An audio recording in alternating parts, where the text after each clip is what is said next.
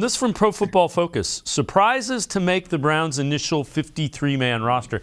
They go with Demetric Felton. Hard to envision the Browns keeping 5 running backs. That's exactly what they did. Felton does have the ability to play out of the slot, return kicks, but there's an excess in the backfield, excess talent in the backfield of Cleveland right now.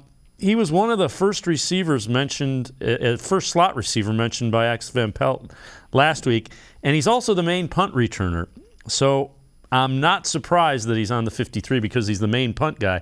Do you think they look to upgrade that? Is there an upgrade in the return game anywhere foreseeable for the Browns? Well, this is where it's difficult for the Browns because, look, you made a huge investment, at least you thought you did, in going out and bringing in Jakeem Grant. Jakeem Grant goes down, season's over, and this is certainly what's probably opened up the opportunity for Demetric Felton, certainly made his path to making the 53 a lot greater. But, I don't know what these guys don't grow on trees. Nowadays, it used to be back in the day, there were a lot of great return men.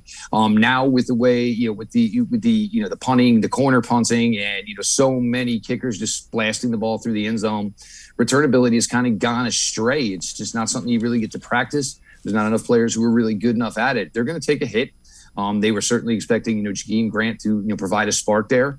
But in the same respect, look, Demetric Felton's done this in the past. He was a pretty good returner in college.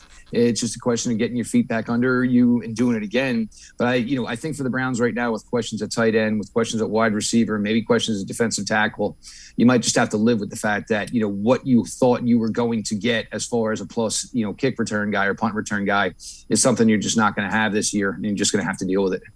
Yep, and he started out, Felton that is, returned it pretty well, then had a game where he fumbled a couple times and just couldn't quite recover from that.